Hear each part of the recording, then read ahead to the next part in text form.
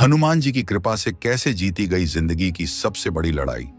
जब जिंदगी हर मोर्चे पर हार दिखाने लगे, जब चारों ओर केवल अंधकार ही अंधकार फैला हो और भीतर की ताकत, हिम्मत, इच्छा शक्ति सब जैसे बुझ चुकी हो, तब इंसान के पास दो ही रास्ते होते हैं।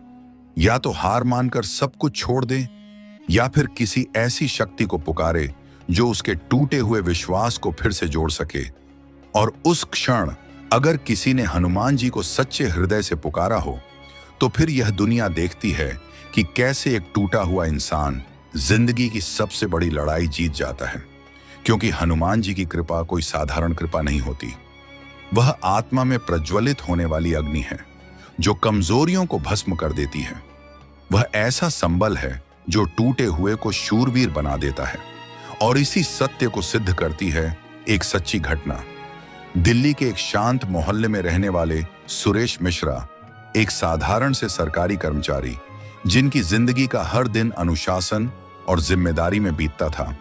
सुबह ऑफिस, शाम को बच्चों की पढ़ाई, बुजुर्ग माता पिता की देखभाल और पत्नी के साथ सादा सा जीवन जिसमें बड़ी खुशियां नहीं थीं, लेकिन एक संतोष था, एक शांति थी।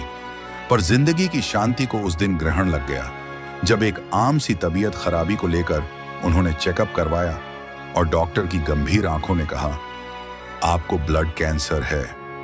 वह क्षण मानो समय को रोक देने वाला था, जैसे किसी ने भीतर बजता जीवन का संगीत एक झटके में बंद कर दिया हो।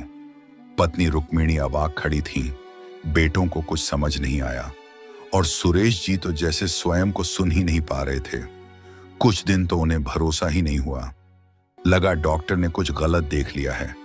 लेकिन जब दूसरी और तीसरी रिपोर्ट्स भी यही कहने लगी, तो एक अजीब सी खामोशी उनके जीवन में पसर गई। इलाज शुरू हुआ, एम्स और सफदरजंग जैसे बड़े अस्पतालों के चक्कर लगने लगे। कीमोथेरेपी की पहली बारी में ही बाल झड़ने शुरू हो गए, चेहरे पर सफेदी, आंखों के नीचे काले घेरे और शरीर मानो हर दिन